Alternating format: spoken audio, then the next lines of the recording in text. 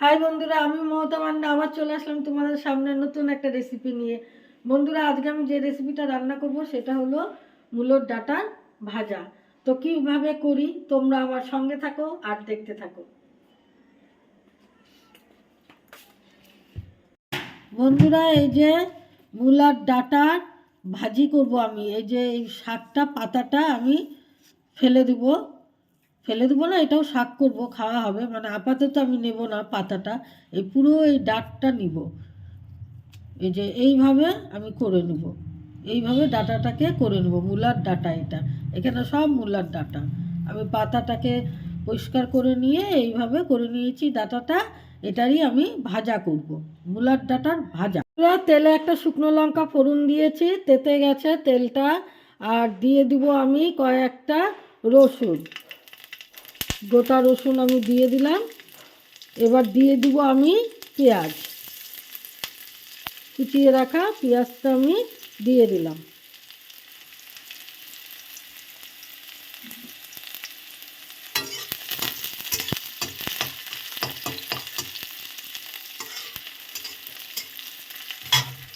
এই যে পেঁয়াজ, রসুন, লঙ্কা, শুকনো লঙ্কা সব ভাজা হয়ে গেছে।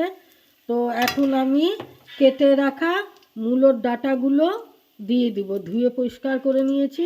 মূলোর ডাঁটাগুলো ঠিক এইভাবে কাটবেন, কুচি কুচি করে।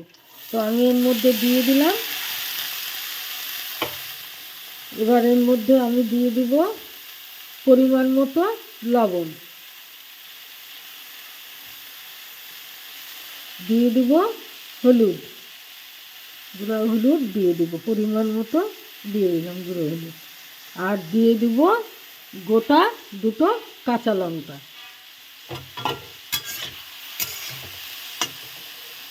এটাতে কোনো রকম জল পড়বে না, এটা ঢেকে ঢেকে রান্না করতে হবে।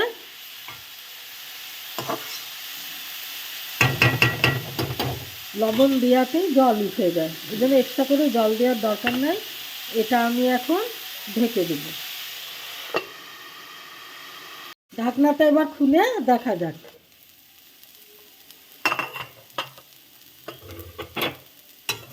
আর একটু হবে, আমি এখন এটাকে নেড়ে দেব।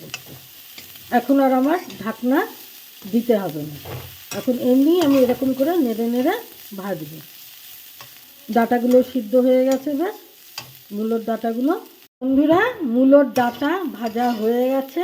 তো এখন আমি নামিয়ে ফেলবো। সুন্দর ভাজা হয়ে গেছে। কেউ যদি আপনারা মানে গুড় বা চিনি খেতে চান তাহলে এর মধ্যে দিতে পারেন, আমি কিন্তু বন্ধুরা দিই না, আপনারা দিতে পারেন। তো ভাজা হয়ে গেছে, রেডি হয়ে গেছে। তো এখন আমি নামিয়ে নেব।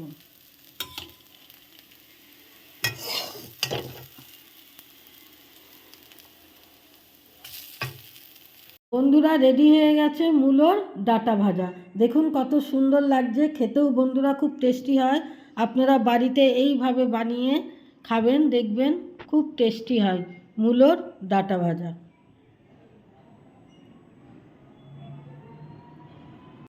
বন্ধুরা, রেডি হয়ে গেছে মূলার ডাঁটা ভাজা। দেখুন কত সুন্দর লাগছে, খেতে খুব টেস্টি। বন্ধুরা, আমার এই রেসিপিটা যদি আপনাদের ভালো লেগে থাকে তাহলে প্লিজ লাইক, শেয়ার, কমেন্ট করবেন আর সাবস্ক্রাইব করে আমার চ্যানেলটার পাশে থাকবেন। রেসিপিটার নাম হলো মূলার ডাঁটা ভাজা।